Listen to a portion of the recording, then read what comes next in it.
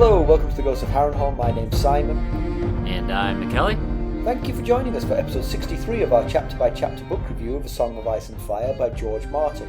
Today we'll be discussing chapter 62 of Game of Thrones, that's Tyrion 8.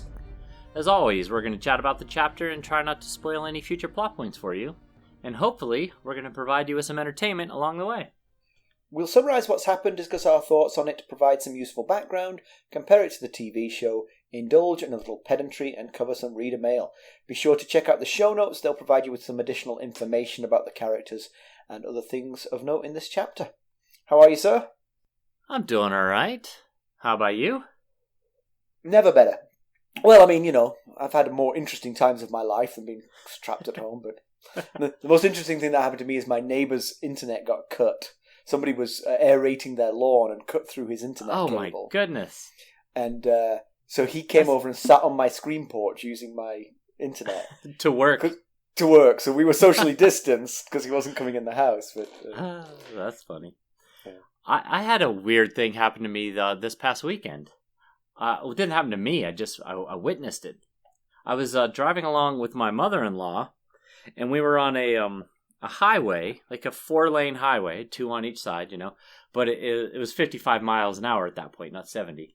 And that comes into play here in 1 second. There's a car about 30 yards in front of me on the left. I'm in the right lane. It's in the left lane. And all of a sudden, there is a dog on the road.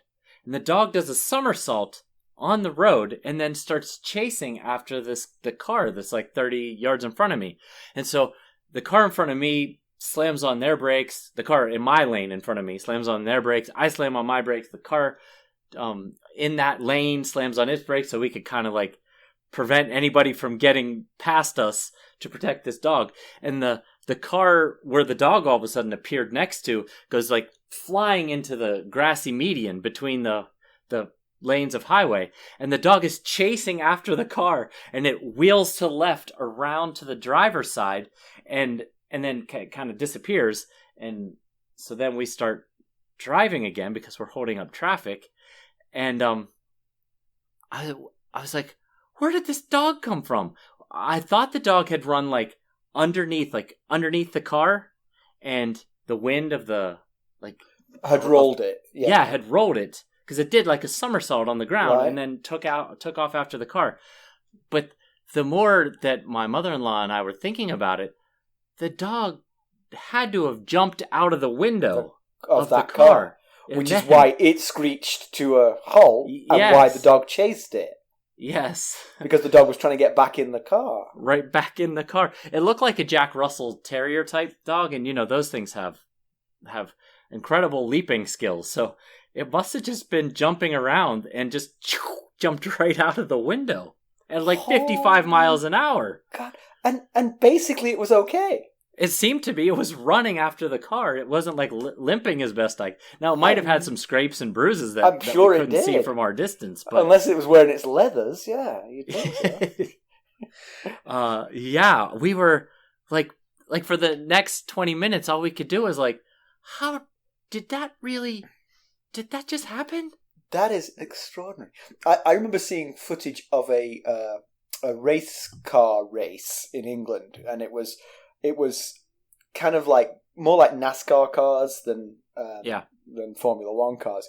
But this car was careering through like a double bend, an S bend kind of thing, and a rabbit decided to run across the road at that point, and the car actually hit the rabbit, and all it did was turn the rabbit around, and the rabbit just ran back.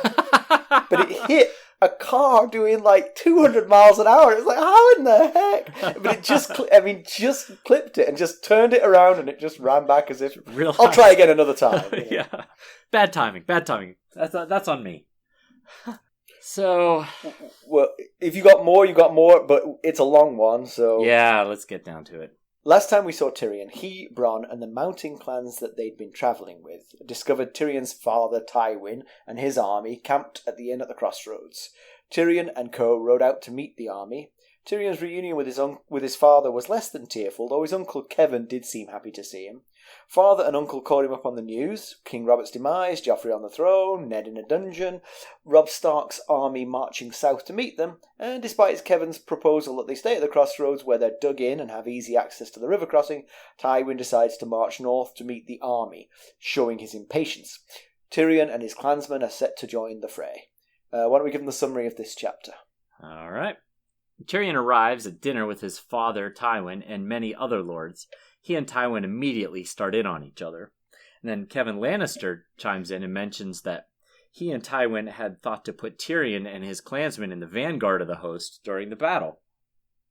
Tyrion knows who really hatched that plan, and he wonders if his father has decided to finally get rid of him. After some back and forth, Tyrion says he'll lead the vanguard if that's his only option. And Tywin says he didn't say anything about leading it. He'll be under the leadership of Gregor Clegane, a.k.a. the Mountain. At this, Tyrion's had enough. He leaves the table of the lords and wanders through the camp. He ends up back at his tent, where Bronn has procured Tyrion the company of a lady. Tyrion approves of Bronn's selection. The woman's name is Shae. She's pretty and around 18. Tyrion tells her that whether he keeps her for a day or a year, she's not to take any other man into her bed during that time. With the rules set, they get down to business. Later that night, Tyrion stumbles out of his tent and finds Bronn still awake. Tyrion tells him of their position in the vanguard. Bronn says he'd have done the same. Small man, big shield, drive the archers crazy. Tyrion returns to bed but wakes to the sound of horns. The Stark army is upon them. After his new squire, Podrick Payne, and Shae wedge him into his pieced-together, poorly-fitting armor, he rides off to battle. Sir Gregor assigns Tyrion and his clansmen to hold the far left flank, the left of the left, bordering the Green Fork River. As Tyrion looks around, he notices that along with him and his clansmen, the vanguard is made up of untrained and poorly equipped young men, led by an unthinking and unstable lunatic, Sir Gregor. He's perplexed as to how his father expects this ragtag group to hold this left flank. However, before he can give it too much thought, the fighting begins. Tyrion is plunged into the chaos of battle. He fends off several attacks and takes some Northmen out in the process. Eventually, his elbow is badly injured and he's knocked from his horse by a knight with a morning star. The knight, looming overhead, asks him to yield. Instead, Tyrion stands and drives the spike on the top of his helmet into the knight's horse. The fallen horse pins the knight under it, and the helpless knight yields instead to Tyrion. The battle now having carried past him as the Western army drives the Northern back, Tyrion finds Bronn and the pair go looking for their clansmen. Only half survived the battle. He then finds his father and uncle. Tywin tells Tyrion that he indeed expected the vanguard to fail, and that a young and inexperienced leader like Robb Stark would likely have pushed his forces through it, in which case they'd have him surrounded. But the clansmen held and ruined the plans. Regardless, a victory is a victory. However, it's at this moment Tywin learns that Robb wasn't leading the host. He crossed the river at the Twins and is heading for Riverrun. Tyrion would have laughed if not for being in quite so much pain. Ooh, he got one over on Tywin. Yes. We at various points in this discussion, we will discuss who got one over whom. Right, yeah. Because I'm not 100% sure. Now, you might not be able to tell from the summary, but this is a very long chapter. We're lazy. You can't be asking us to read 20-page chapters. That's a lot, We have to read this carefully several times, to pick out all the nuggets of... The audiobook version of this chapter is 51 minutes. Is it really? Yeah. Oh, that's 1.5 speed for me right there. I only got through it maybe 3 times because it took like 3 settings apiece just to make it through the chapter one time. It's funny actually because one of the things I notice about the book is that it is quite tightly edited. Each chapter packs a punch. I mean, you could argue that the whole Jon Snow thing at the wall is a little bit slow moving, but it's a strand of the story that has to be maintained, and so it gets its playtime. Like Bran. And Bran too, yeah. This chapter for me is one that could have stood to quite a bit of editing down. There's a lot of redundancy in this chapter. Yeah, and especially once the fight the fighting starts. It's a lot of Tyrion chasing people down and hitting them with his axe. Right, which is hard for us to discuss, really, because it's like, if you like that kind of thing, it's good, it's nice, it's fun. Right. But, I mean, the thing is, for me, battle scenes are always a little bit, I don't know, I'm kind of like, I want to get through this, Yeah, but weirdly, I always think of Helm's Deep as being my absolute favourite chapter of Lord of the Rings. Right. So I like a battle in certain circumstances. The thing about Helm's Deep is it seemed to have like a point, and that's one of the problems I have with this chapter. It just seems this battle is so pointless. Yeah, right. It's just two armies throwing themselves at each other and then backing off from one another, and it's like, why'd you do it? Why'd you even do it? We'll definitely get into why Roose Bolton would throw his significantly outnumbered army at the Lannister forces as he did. Yeah. But I guess we'll start at the top. Yeah. One thing I wanted to clear up real quick, because it confused me the first time I read it, is at dinner, Tyrion thinks about the 300 men that Ulf fetched out of the foothills. And he means the guys that were left behind when he and the clan chiefs went to go meet with Tyrion. He's not referring to the additional clansmen that Gunthor is supposedly rounding up still back in the Mountains of the Moon. You know what's funny? That little interlude there that you've just given is extremely useful for about one person in the world, and that's me. Because I too was confused by that, and it's only now that you've said it, it's dawned on me what it all meant. Yeah. But we never mentioned it in the summary, so people listening along will be like, what are you talking about? But yeah, they talk about the 300 men that were left, that were rounded up. But that sounded like they meant additional men. The people that Gunthor was bringing back. Yes. And I think we were expecting 3,000, weren't we, from Gunthor? At some point I thought we'd heard that. I think there was a number given in the last Tyrion chapter, but I can't remember it off the top of my head. But yeah, I was confused because I knew that Gunthor was supposedly rounding up men, and here he says that Ulf fetched out of the foothills, and I was like, what's Ulf doing fetching? It was supposed to be Gunthor. And then I realized, he's talking about the men that were left when just the chiefs came down to meet with Tywin. Gotcha. So as usual, when they're in the same room, Tyrion and Tywin take shots at one another. Tyrion relates the story about how Tywin sort of mocks the clansmen, and Tyrion says how savage they are, that they've been fighting amongst themselves, and he lists off a bunch of horrible things they've done to one another. Tywin sees this in a different light. He's like, well, when troops lack discipline, that's because that's the fault of their commander. Then Tyrion thinks that he thinks about himself as a commander, and he thinks he falls short of Jaime. That Jaime can I guess inspire people to die for him and to rally around him and fight for him, and he thinks he has to use bribes and use his last name to do that. But in this instance, it's not a very fair comparison, because these clansmen aren't from noble houses who owe fealty to the Lannisters. Half the time, Tyrion's not even sure whether he's their leader or their captive. So it's a rather apples to oranges comparison here. The other thing that I think is interesting about Tyrion is that he does not waste much of his life comparing himself to Jaime, apart from when he's around Tywin. Right. And then when he's around Tywin, he often, even without Tywin saying it, Tyrion brings up the comparison with Jaime. Yeah. Tywin does bring it up at the beginning of this chapter here in this scene when Tywin starts to tell Tyrion about everything that's going on with the upcoming battle, and he says, please, father, not right now, I'm about to eat. And Tywin says, what, does the thought of fighting Robb Stark unman you so? Your brother Jaime wouldn't feel that way. Yeah. Anyway, you're right, though. Whenever Tywin's around is when he negatively compares himself to his brother. So Tyrion assumes he's getting command of the vanguard, but I think you make the point, was he really expecting that? I mean, there are battle-hardened soldiers out here, and then there's drunken, debauched Tyrion.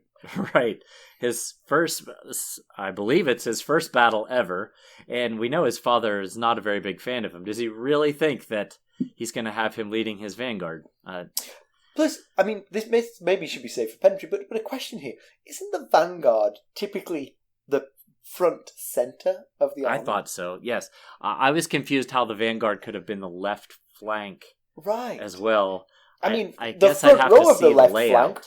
Yeah, the front row of the left flank. Yeah, sure, you're at the front of that. But the vanguard must be front center. I mean, that's the whole point, isn't it? I would have thought so, yes. That's how I understood the term to mean. So I was a little confused by that as well. Maybe if a listener understands better, let us know. I'd be interested to hearing how the left flank can be the vanguard here. So after storming off from his father, and then walking past a few other cook fires that keep making him hungry because he can't seem to catch a break on dinner. Right.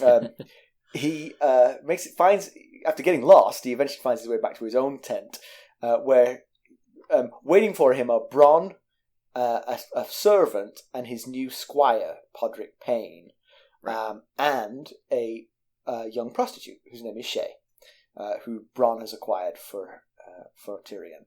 Right. I don't know about you. I have an instant liking for Shae. She's a firecracker.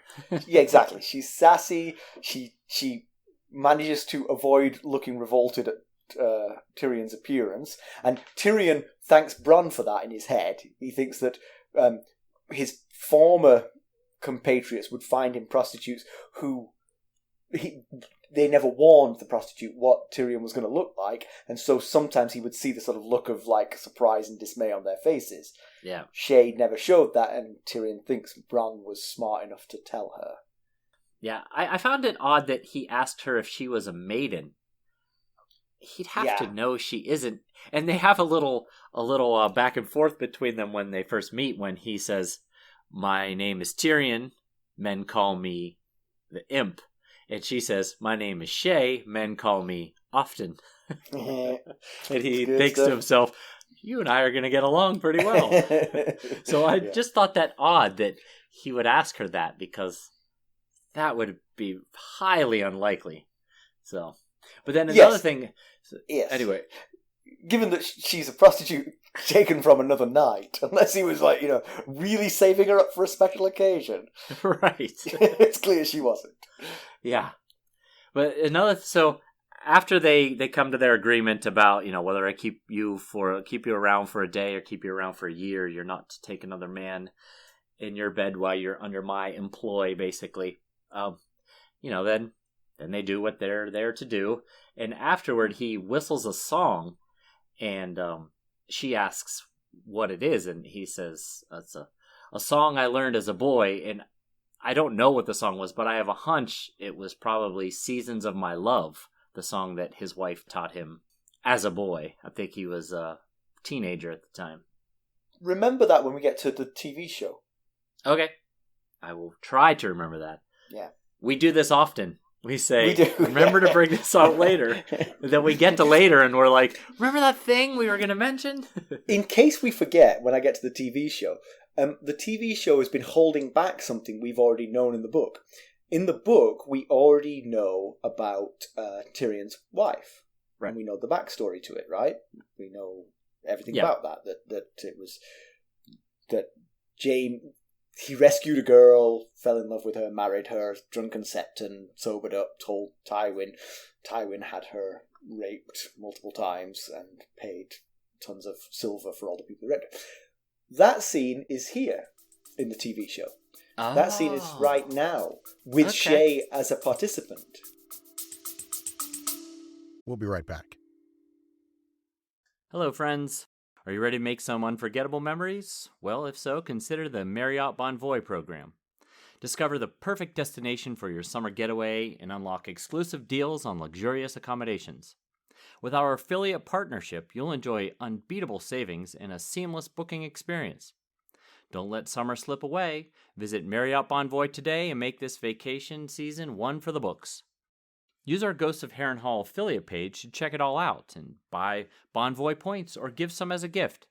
The link to our page is in the show notes. So instead of telling Bronn when they were back in the Mountains of the Moon... He's telling Bronn and Shae. He's telling Bronn and Shae. He's telling both. Yeah. Okay. Yeah. He tells them, and Shae says an interesting thing. Shae says, "You should have known she was a prostitute." And Tyrion's like, "How?"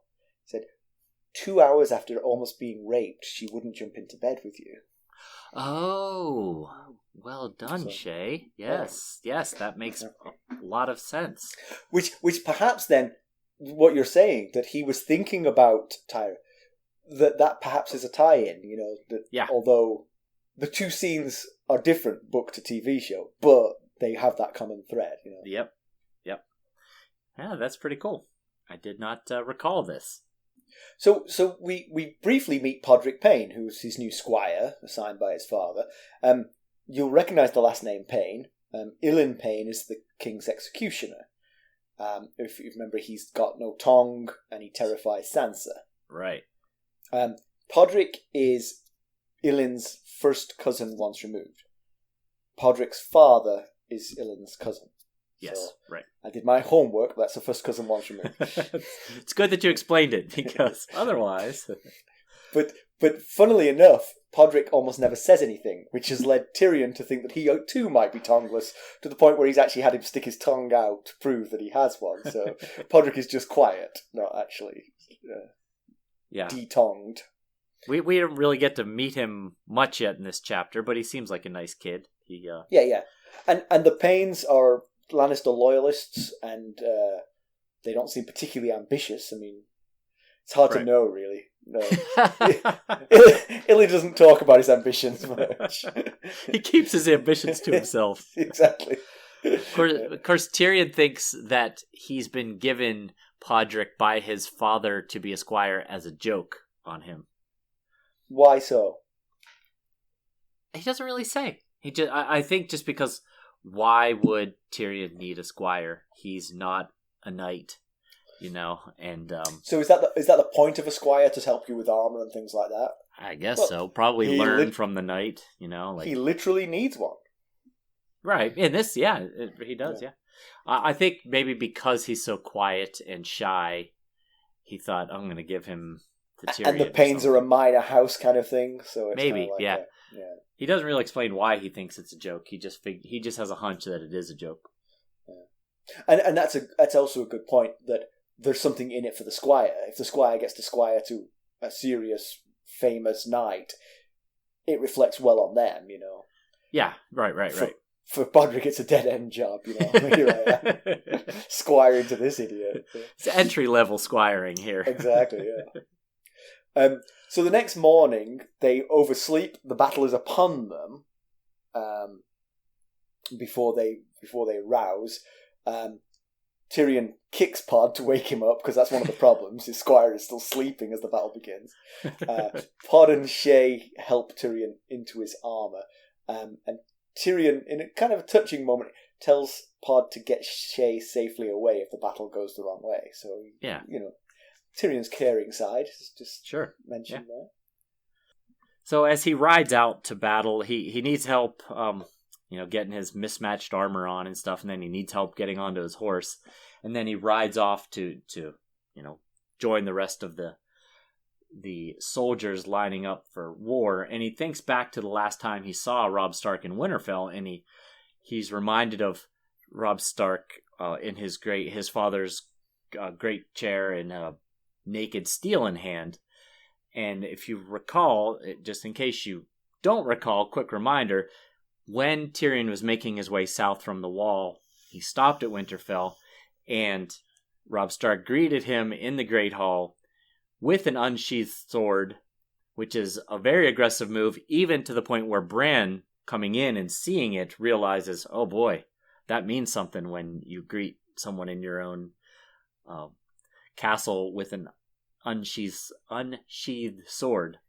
And he even, at one point, Robb even stood and pointed the blade at Tyrion's face. But then, of course, after Tyrion gave Bran the saddle diagram, Robb became a lot more hospitable, but Tyrion was still offended by the whole thing and decided to stay somewhere else other than Winterfell. Yeah.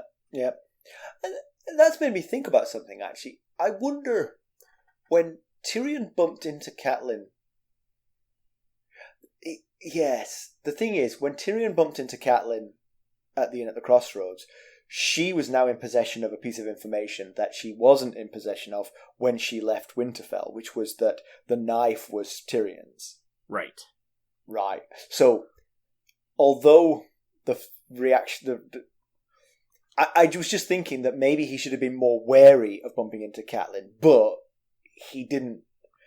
Robb's reaction was based on different things than Catelyn's reaction, and so her reaction Robb's was more reaction extreme. Was based on the fact that his mom told them her theory that the Lannisters had something to do with Robb being pushed, not Robb, with Bran being pushed out off the tower anyway. Yeah, gotcha.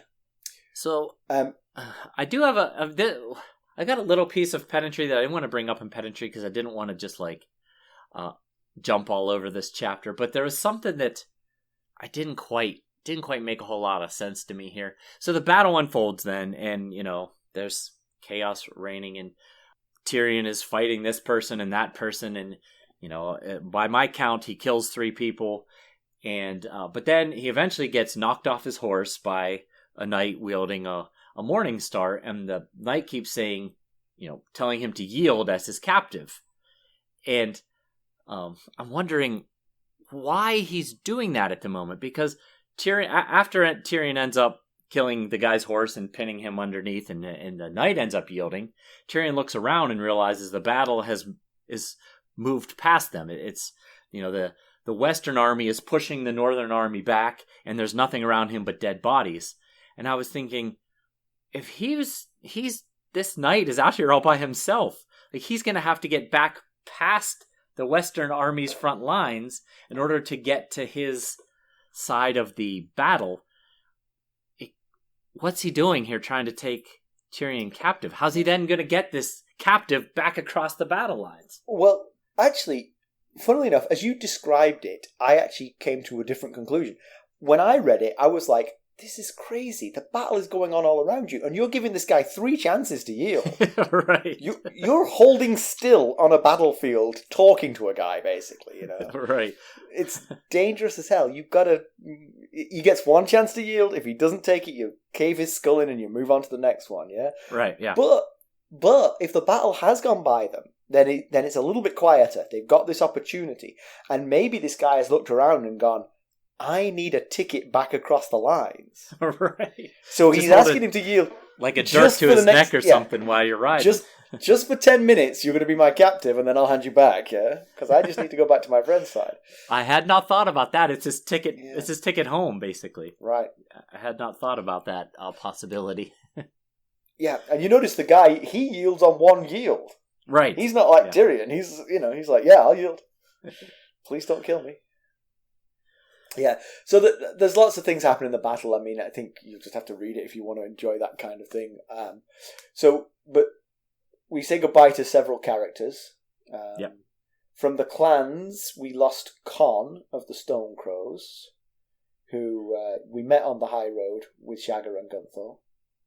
Yeah, when the Stone Crows surrounded Tyrion and Bronn, and we got our first introduction to the clansmen, Con was one of the named characters in that group of Stone Crows there. And he was also one of the guys that came with Tyrion to meet his father Tywin. Yeah. Ulf of the Moon Brothers was also killed in the battle. He was also part of the party who met Tywin. He was the one who went back up into the hills to gather more clansmen, right? Short term, not just like the ones. Yeah, he was just getting the ones that were left back while they went to talk to Tywin. Yeah. But the other clansmen we know, Shagger, Timett, and Chella, they're all survived. We'll be right back. This episode is sponsored by Audible. To get a free audiobook, or 2 if you're an Amazon Prime member, go to our exclusive URL, audibletrial.com/ghostsharrenhal. You can find the link in our show notes. Right. Yep. On the northern side, poor Hollis Hornwood, as Bran referred to him in the last Bran chapter, the jovial Hollis Hornwood, he was the lord that kept Oh, there you go. Simon's got the Hornwood socks. Hornwood socks for today, yes. To say goodbye to Sir Hollis. Yes. Sir Hollis Hornwood did not survive this battle. He was the one that kept giving Robb gifts for nothing in return except for a holdfast taken from his grandfather and hunting lands and leave to damn the White Knife, etc. Unfortunately, he did not survive this battle. But we also had some hostages. Medgar Serwyn, he's the lord who brought his daughter to Winterfell with him to try and entice Robb. Right. Willis Manderly, who is the oldest son of Wyman. He's one of the Manderly brothers that accompanied Cat from White Harbor to Moat Cailin. Chunky guy. Yes. Yes, I remember. He likes his eels, I think. Yes. Lamprey pie, is that what that's called? Lamprey pie? Lamprey pie, yes. And Harrion Karstark. He's the oldest son of Rickard Karstark. He was one of the 3 Karstark sons that came with Rickard when they were the big group that was showing up at Winterfell at the very beginning of the last Bran chapter. Yeah. He was not one of the 2 brothers who were saying awful things about Bran at the feast. They were talking about how he must be a coward because he hasn't killed himself and terrible stuff like that. Yes. Well, I wish it was one of the others then. That's right. And there's also 4 Freys, but we don't know who any of those Freys. They weren't named. So yeah. So a little bit about the battle tactics. So first of all, sort of like on the grand scale of the battle, I'm really not sure that the North played this very well. No, I agree. What was the hope here? The hope here was to draw Tywin north along the Kingsroad so that he would no longer be able to cross the river. You don't even have to fight him. You've succeeded. Yep. That seems like your goal. Your goal is to distract him from the real fight going on the west bank of the Green Fork. That's not what happened. Yep, you've split your army and sent a force that you know is not big enough to deal with that into battle. Don't have the battle. I mean, find some way to avoid the battle. I mean, march south until you see the whites of their eyes and then turn around and run back. You know? Right. If the Freys are loyal, you can run all the way back to the twins and hold up in their castle and you'll be fine. Yeah, and another thing is that they're almost exclusively infantrymen because almost the entire cavalry crossed to the west side. So you are an infantry army fighting an army that has both infantry and cavalry. So you're already at a disadvantage despite the fact that you're heavily outnumbered. So. Yeah. I mean, of course, it would have been great to win, but the odds were always stacked against you. And so I think you'd have been much better served going up to them, having a skirmish of some sort, backing off half a mile.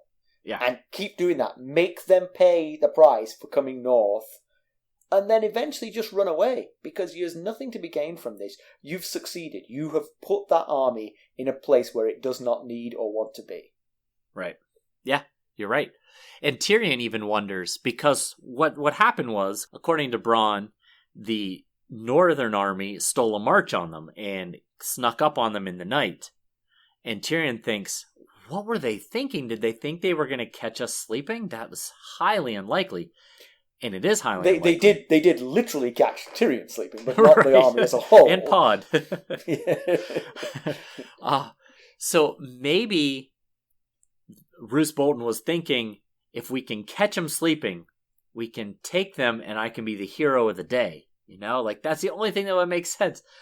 Why else would they? Because like Tyrion says in this chapter, they've got to be exhausted. They just marched through the night, and now they're going to try and fight after having, used up all their strength marching in the middle of the night. So there's a lot that doesn't really add up unless Roose Bolton really thought we can sneak up on these guys and attack them while they're sleeping. To me, the fact that he's escaped shows to me that Roose Bolton always suspected that this was not going to go his way. He was hanging round at the back, ready to get out of there. So it feels like tactically this was just a horrible mess. I mean, what you wanted to do was keep this Tywin's army bogged down in a pointless guerrilla war along this road that gained them nothing and wore down their resources. That would have been perfect. And you had the resources to do that. Yeah, and you and I had talked about that's the way to go in previous chapters. Yeah. And the last thing you wanted to do, the thing that really gets me, is you sneak up on them until you alert them, and then you dig in a mile away. So now you're exhausted, and you've gained nothing from it. Right, yeah.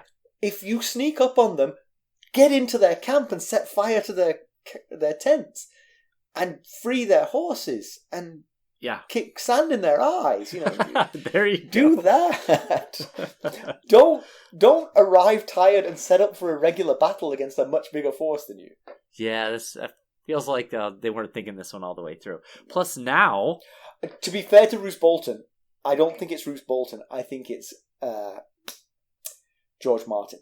Oh, could be. I'm not blaming Roose Bolton for this. I'm blaming the author. But now they've alerted Tywin to what's going on, so now he can just turn. I mean, he's a long way away, but he'd be further away if they kept dragging it out. Now he can turn around and go try and aid Jaime, or if the battle's already happened, then pile on to a second battle with Robb's even more outnumbered part of the army, because the larger part of the Northern Army is here, which is still not big enough to fight this Western army. Yeah, absolutely.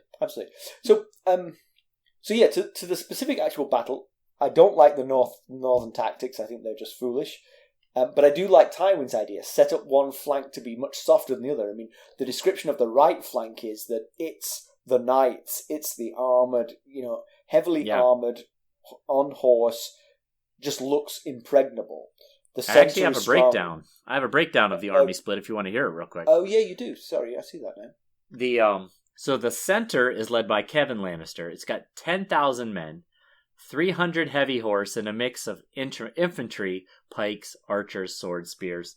It also has Lord Lefford, Liddon, and Serret. The right, which is led by Adam Marbrand, has 4,000 knights, including Sir Flement Brax, who we quickly met in the previous Tyrion chapter. He's the guy with the unicorn sigil. Yes. And members of House Crakehall and Swift. And then in the left, which they keep calling the vanguard, we've got, led by Gregor Clegane, we've got 1,000 men fully mounted. However, they're mostly free riders and sellswords and small folk, and then Tyrion and his clansmen.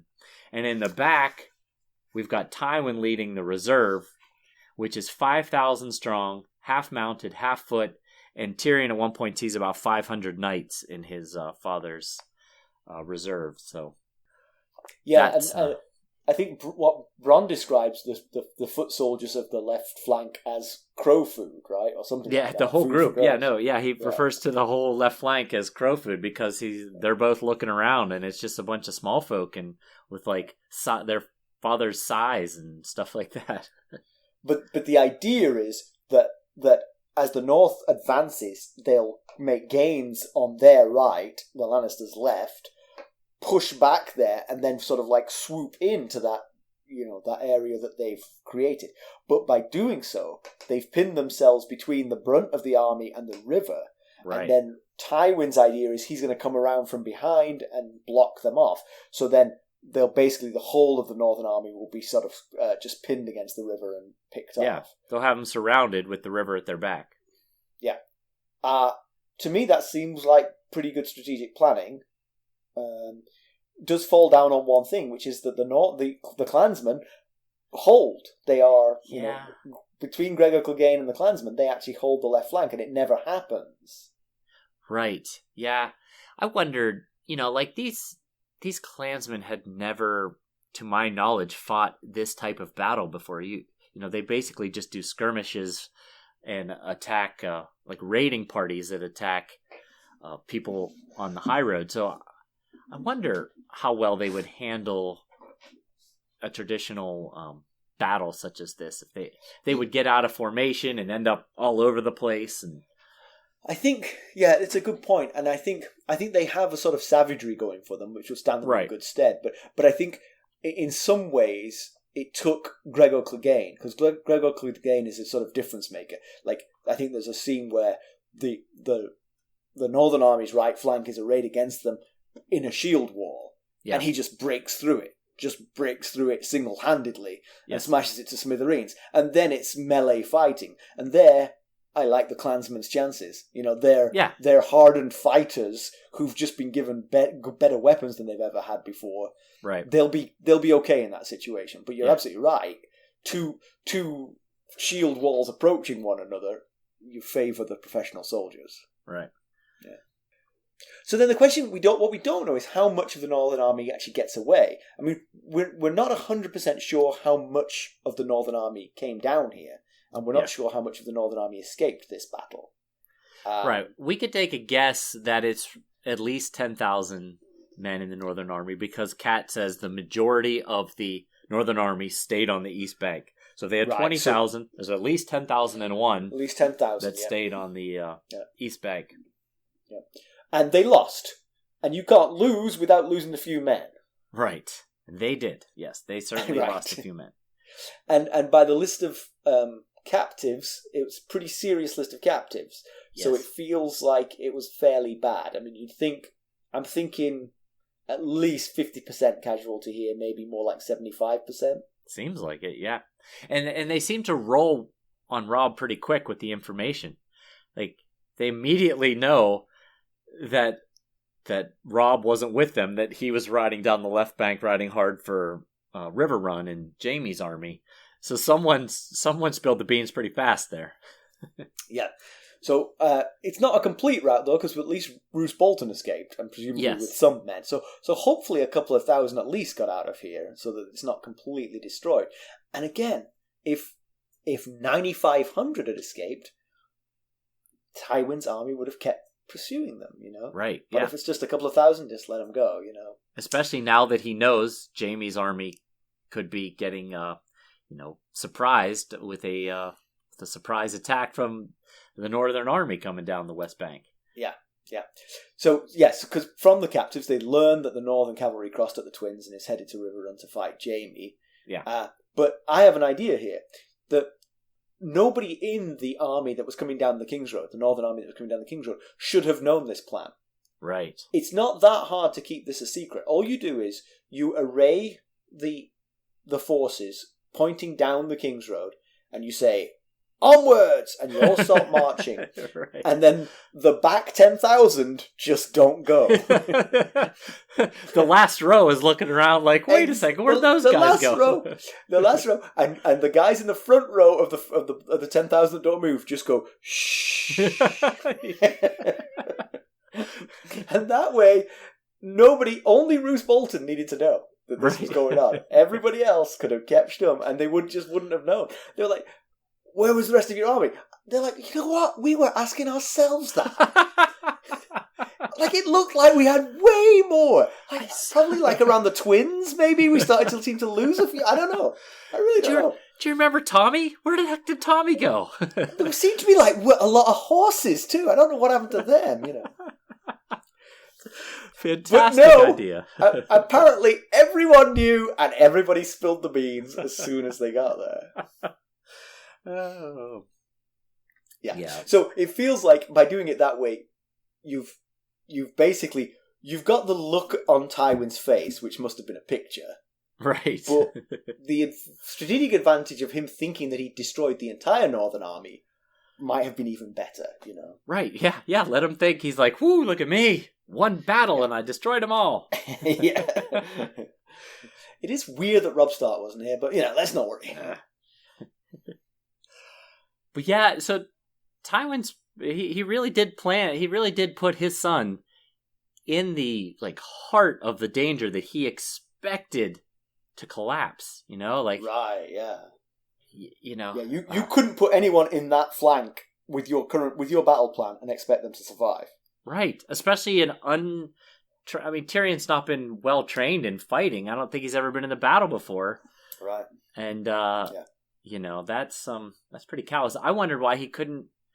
I know he's not a big fan of Tyrion. It's pretty clear, but why not just keep Tyrion with him and kind of let him be his squire, sort of let him see the decisions you're making, how you're commanding, and he knows it. I think he respects Tyrion's intellect, So maybe Tyrion would make a good battle strategist if he got to learn from his dad in this situation. Yeah, I do think it does bear mentioning that a couple of times he did give him an out. He did say that you could be, in charge of picking up the bodies and things like that. I mean, right. They were insults, but they were genuine offers, I think. He didn't have to say, sure, I'll fight in the vanguard, Yeah, he did, you're right. He did make offers, and they were done as insults. So I think they were done as insults. That's why Tyrion wasn't taking them. Yeah. But it does seem, it does seem like an attempt at filicide here, no doubt about it. But it does seem odd to do it this way. I mean, right. First of all, he's 30 years old. You've let him live this long. Right. If you really want him dead, why now? And he has shown some promise. I mean, he sorted out the sewers in Casterly Rock, right? Right, yep, he did. Was it Casterly Rock where he sorted out the sewers? Or was it King's Landing? No, I think it was Casterly Rock. Casterly Rock, yeah. And he's more fun to be around than Jaime and Cersei. Right. He's got a better sense of humor than both of them by a mile. Exactly. I mean, that's what you should say. Well, I've got a better sense of humor, Dad. Right. We all have our own strengths, Dad. Yeah. All right, so that's about it. Let's get to background. Tell me about House Marbrand. So we meet Adam Marbrand in this chapter. We've heard about him a few times.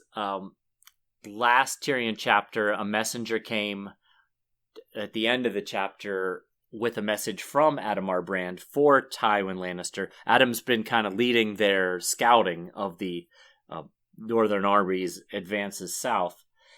So we meet him in this chapter. He's the one that comes and gives Tywin the update and says, we took all these captives. And then Tywin says, and what about Robb Stark? And he's like, well, you see, the thing is this. He wasn't actually here.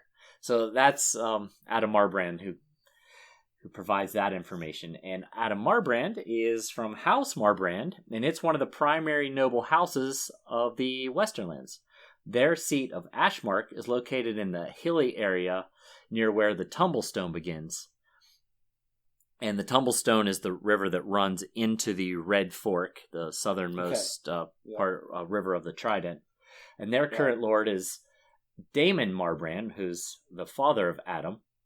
Their blazon is an orangish burning tree on a gray background, and their motto does not appear in the books, but according to some semi-canon sources, it's burning bright. So, whenever we make stuff up, we call it semi-canon sources. House Marbrand dates back to the coming of the Andals and was begun by the union of First Men and Andal nobles. And some notable Marbrands throughout Westerosi history are Sir Laurent Marbrand was a member of the Kingsguard during the reign of Viserys I Targaryen, and a participant in the tourney at Ashford Meadows, which is the tournament in the Duncan Egg series, the first tournament. Mm-hmm. A participant at that tourney fought under the Marbrand banner during the reign of Daeron II Targaryen. Jane Marbrand, the daughter of Lord Alan Marbrand, wed Titus Lannister of Casterly Rock in 235 AC, and Titus is Tywin's father. And according, again, to semi-canon sources, in other words, or making this up as we go along, the Marbrands supported Lord Titus's son, who would be Tywin, when the young knight suppressed the Rain Tarbeck Rebellion, which is, again, something I've mentioned before, but we're going to let the books fill you in on that. So is Jane Marbrand Tywin's mother? He is Tywin's mother. Okay, yeah, because you said she was married to his father, but you didn't actually say it was his mother. Okay. I probably should have led with that, yes. Yeah, it's fine. Which I guess makes Adam Marbrand related to them. I guess so. I don't know how Jane relates, but yeah, right, they're definitely related. Okay, so comparison with the television. Thank you for the background, Michaela. You always work so hard on that. Thank you. Comparison with the television show. Tyrion does have the scene with his father, and it goes similarly. He's offered the non-vanguard insults, but sort of puffs up his feathers and say, "No, we'll go in the vanguard. I'm not afraid," and storms off in the same way he does. He comes back to meet Shae, who is played by the rather ravishing Sybil Kekili, who's she's German. I don't know if you remember Shae's accent. She has a slight accent. She's German, but of Turkish origin. Okay. So she looks very exotic, and so she's in the book. He asks her where she's from, and she says that she's foreign. So, but that's not Shae is not foreign in the book. Sorry, I said in the book, but I meant in the TV show. So that was an added question, like where are you from? And she just says I'm foreign. Okay. We don't meet Podrick Payne at this point. Podrick will appear in the TV show, but he has not appeared yet.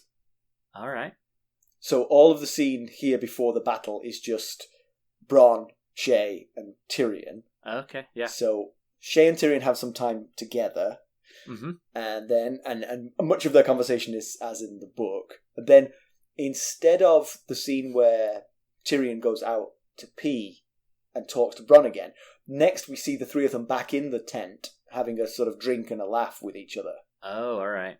Yeah. They play a game where Tyrion gets them to Tyrion makes a statement, and if it's true, the recipient of the statement has to take a drink. If it's false, Tyrion has to take a drink. All right. Yep. So he says to Bronn, "Your father beat you," and Bronn drinks. And he says, "And you killed your first man before you were 12." And Bronn points at Tyrion and says, "It was a woman." Oh, so it's kind of like Never Have I Ever. Exactly. So that kind of thing. And but Shae refuses to play point blank. Huh. She's quite shirty about it. And eventually Tyrion starts to pitch ideas to her, and she denies all of them. He's like, "You're not allowed to lie." And it's about her parentage and things like that. And right. Like one of them is, "Your mother was a whore," and she's like, "You have to drink," this kind of thing. Okay. So it's kind of like creating an air of mystery around her. We don't quite know who she is. But it was a nice scene, yeah. But the scene ends with, I think at some point Bronn says, "Oh, did you know that Tyrion was married?" And Shae was like, "What? Tyrion was married?" And so that's the point at which we get the story of Tyrion's marriage. So it must have been told like we had heard it, but not on camera. They actually explain that. Bronn says, "You play dice with Lannister men, you hear the stories." Oh, I see. All right. Yeah. They've got an answer for everything. Exactly. So then what happens after they wake up in the morning? They wake up in the morning, similar kind of thing. They're late for the battle. Tyrion, still in the camp, Tyrion finds the clansmen and gives a rousing speech, and they all go, half man, and they run off. And in their running off to battle, they accidentally whack him in the head and knock him unconscious and trample him into the dirt. So Tyrion misses the entire battle, lying face down unconscious in the dirt. That's one way to get out of an expensive scene. Exactly, that's what they were doing for sure. But it's quite nicely done, because what happens then is Bronn sort of finds him after the battle and sort of drags him on a stretcher to his father, and then he says, Tyrion says, "We won," and Tywin doesn't look very happy, and he says, "There were only 2,000 men here, not the 20,000 our spies had told us about."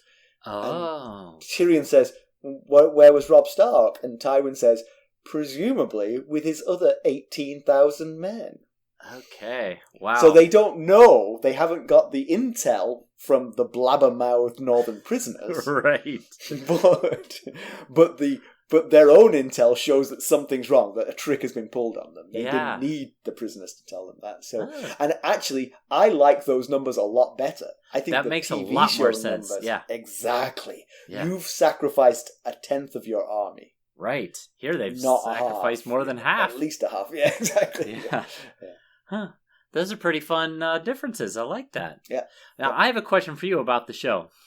Tyrion says in this chapter that it's been a year since he last laid with a woman before they left for Winterfell. That is quite different than the show portrays him, correct? Yes. I mean, there's I could name the prostitutes, and there are some farm animals. I mean, we definitely see him with prostitutes in Winterfell. Okay. But that's the only time, I think. I don't think we've seen him any other time. Well, he went from Winterfell to Castle Black, so he wasn't going to have a lot of luck there. You would pass through Molestown, Yes, you would. Yes, you would. Right next door to the Simon and McKelly Grey Cloak Emporium. Right.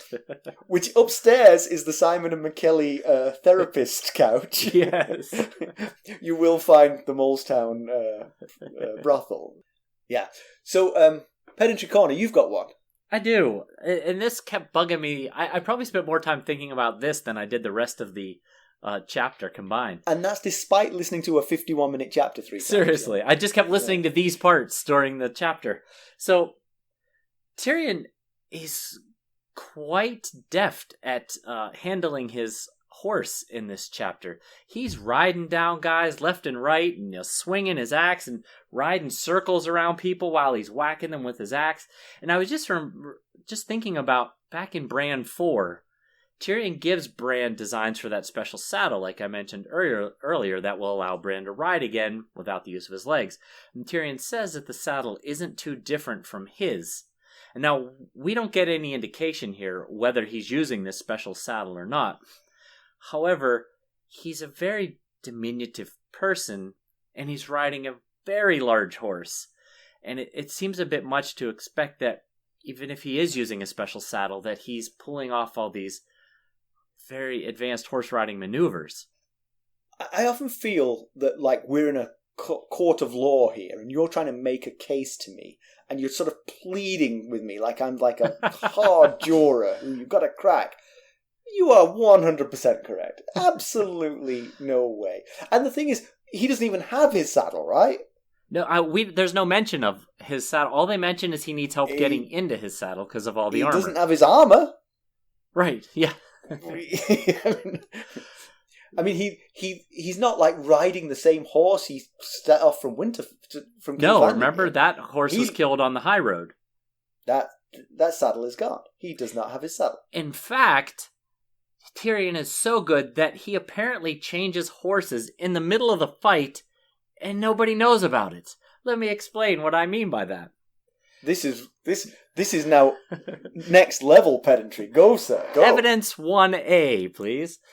So, after he gets all his armor on, he needs help getting into the saddle. He says, by then his groom had brought up his mount, a formidable brown courser armored as heavily as he was. He needed help to mount it. He felt as though he weighed 1,000 stone. Okay. Then, before the battle, it says... That's 14 pounds, by the way. How much? 14 pounds. All right. Each stone is 14 pounds. I'm not going to do the multiplication. We know how that goes. Later, before the battle starts, the description is Tyrion turned his courser in a circle to look over the field. Okay, still on his courser. Still on his courser. However, when he gets into the fight with the tall man, and it says he turned in a circle as Tyrion rode around him, hacking at his head with his shoulders, and the guy keeps saying, "Die, dwarf, die!" And then the line is, the tall man grinned, until Tyrion's destrier bit, quick as a snake, laying his cheek bare to the bone. So somehow, he changed from a courser to a destrier in the middle of the fight. Okay, this one sounds solid too. Is there any difference between those two things? Yes. They're both words I'm not terribly familiar with. I believe a courser is not as big as a destrier. They're two different types of horses. I bow to you, sir, for today's pedantry. That is exceptional. Now, maybe I don't. I've only ridden one horse, Petey, and I tell you, I could not control Petey in a battle. Tyrion's probably a better rider than me, but perhaps his courser was Petey, and he jumped onto the nearest destroyer to get away from Petey because he too. So my only pedantry is sort of like the general one about marching through the night to catch them unprepared and then drawing up battle lines in front of them. I mean, you've achieved nothing. It just seems crazy to me. Yes, I agree. And I think that should have been edited differently because it's just not right. It just makes no sense. Yeah, that even Tyrion wonders, what in the world are they doing here? Maybe we'll find out. Maybe he had a reason. Maybe Roose Bolton had a reason for doing it this way. It certainly doesn't make sense right now, though. Did we get mail? We did get mail. We got such a nice, not nice, that's not even a good enough word, such a great email from a listener named Steve. Yeah, Steve. Hi, Steve. Hi, Steve. Thank you very much. He found us recently when Amazon Music started offering podcasts, and he said he flew through 50 plus episodes in a matter of a couple weeks. He said he likes our banter. So, Yay!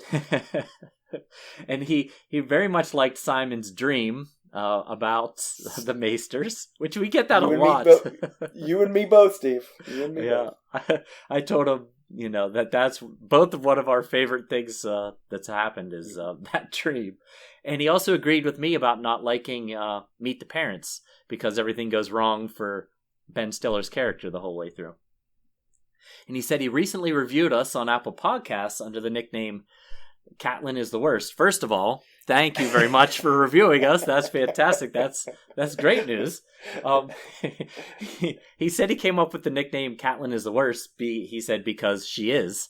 That she's just awful and a moron. This is according to Steve. So, and he loves our pedantry as well. And he says some of it is so obvious that it's upsetting that he hadn't thought of it prior. And I said to him, believe me, Steve, if you read through the chapter as many times in a week as we read through the chapter, you would pick up on all kinds of weird stuff. Yeah.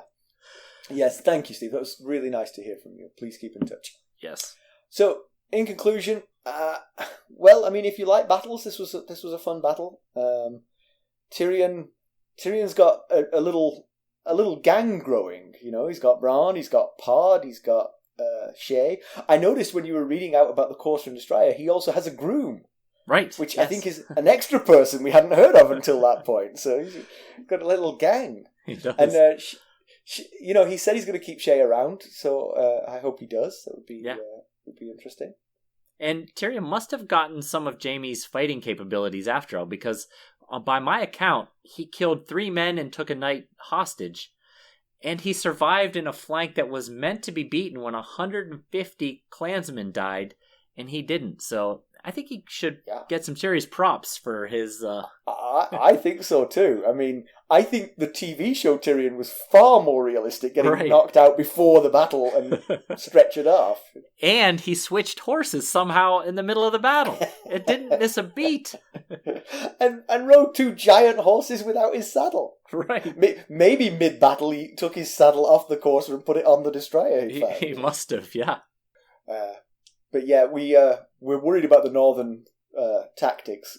You've sacrificed a lot of men here for no obvious reason. Yeah, the only way. You had to send the men south, I'll give you that, but you didn't have to throw them to the lions. Right, literally, yeah. The only way his plan works is if he caught the Western army totally by surprise in their sleep, which even Tyrion says was highly unlikely, and I agree with him. That doesn't. They had to have had outriders that would have been paying attention. Right. But if you come through the night, then you just follow through on that plan, no matter what. Yeah, you just keep coming. And you don't line up. Exactly. Yeah.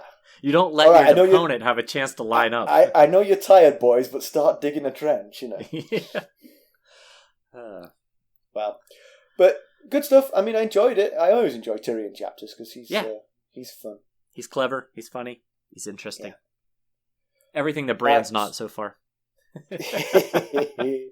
Poor Bran. He's just a little boy. It's not a fair comparison. It isn't. As always, you can reach us at ghost.harrenhall@gmail.com and follow us on Twitter at ghostharrenhall. We're on Facebook, Instagram, and YouTube. And if you like what we're doing, you would mind going out and leaving us a rate or review on iTunes or anywhere else that you can leave a review, we would greatly appreciate that. It would really help us out. Thank you. All right, well, thanks for listening. Thanks.